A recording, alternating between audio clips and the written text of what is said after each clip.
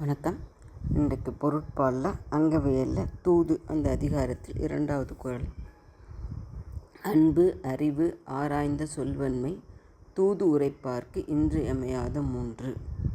அன்பு அறிவு ஆராய்ந்த சொல்வன்மை தூது உரைப்பார்க்கு இன்றியமையாத மூன்று. இதில் புரியாமல் இருக்கிறதுக்கு ஒன்றுமே இல்லை.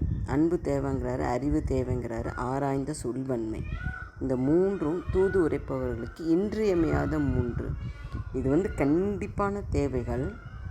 மற்றது ஒரு அமைச்சருக்கு இருக்க வேண்டிய மற்ற எல்லா தகுதிகளும் அவருக்கு இருக்கணும் அப்படின்னு அப்படிங்கிறது இதில் தொக்கி நிற்கிறது. ஏன்னா இது கண்டிப்பாக இது வேணும், மற்றதும் இருக்கணும் அப்படிங்கிற பொருளில் வருது. சரிங்களா? அன்பு முதலே நம்ம அன்புடைமை பார்த்தோம்.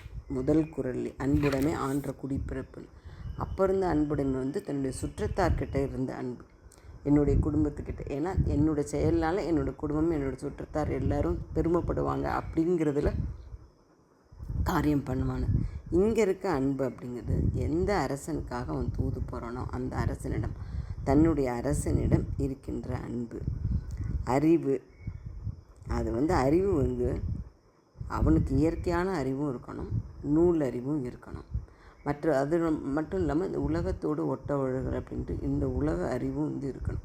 இது எல்லாத்தையும் சேர்ந்து தான் அவன் ஒரு காரியத்தை பண்ண முடியும். அந்த அறிவுடைமை இருக்கணும். அது மட்டும் இல்லாமல் இந்த அன்பு, அதாவது தன்னுடைய அரசன்கிட்ட அன்பு, இவனுடைய அறிவு, இது எல்லாமே இன்னொரு அரசன்கிட்ட தூது போய் அவனுடைய அரசனுக்காக பேசும்போது அவனுடைய சொற்களில் வெளிப்படணும். அந்த அன்பு, அந்த அறிவு எல்லாம் அதுதான் ஆராய்ந்த சொல்வன்மை. இல்லைன்னா எல்லாமே இருந்தும் அந்த வார்த்தைகள் அது வரல அப்படின்னு வச்சுக்கோங்களேன், அது எப்படி அடுத்தவனுக்கு தெரியும். இப்போ நீங்கள் ஒரு நல்ல விஷயமே வச்சுருக்கீங்க அப்படின்னா அதை சொல்லுகின்ற விதத்தில் தான் அடுத்தவங்களுக்கு நீங்கள் அதை எப்படி புரிஞ்சுக்கிட்டீங்க அப்படிங்கிறது தெரியும் இல்லையா? அது சரியாக சொல்ல தெரியல அப்படின்னா நாம் நினைக்கிறது அடுத்தவங்களுக்கு புரியாது. அது ரொம்ப முக்கியம். அது ஒரு தூதுவனுக்கு ரொம்ப ரொம்ப முக்கியம். அதனால தான் இங்கே ஆராய்ந்த சொல்வன்மை அப்படின்னு போட்டிருக்காரு. இந்த ஆராய்ந்த அப்படிங்கிறது நிறைய விஷயங்களுக்கு அதாவது கேட்குறதுக்கு இனிமையாக இருக்கணும். அவங்க கேட்குறதுக்கு மட்டும் இல்லை, அவன் மனசுக்கும் இனிமையானதாக இருக்கணும். அதில் எல்லா பொருளும் அடங்கியதாக இருக்கணும். தகுதியான சொற்கள், இது எல்லாமே அதில் உள்ளடக்கம் அப்படின்னு அதுக்கு விளக்கம் எழுதுகிறாங்க. அப்போ அந்த சொல்வன்மை எவ்வளோ முக்கியம்னு பாருங்கள். தூதுவனுக்கு ரொம்ப முக்கியம் சொல்வன்மை. சரிங்களா? ஆக இந்த மூன்று கண்டிப்பாக தேவை. அதற்கூட மற்ற விஷயங்களும் தேவை அப்படின்னு சொல்கிறாங்க. ஆக இந்த முதல் பாட்டிலையும் இந்த பாட்டிலையும், இந்த 2 பாட்டிலையும் 2 வகை தூதுக்கு தேவையான பொது இலக்கணம். அது என்ன 2 வகை தூது நம்ம பார்த்தோம். கூறுவன கூறுதல், அரசர் என்ன சொல்லி அமைச்சாரோ அதை மட்டும் போய் சொல்கிறது ஒரு வகை.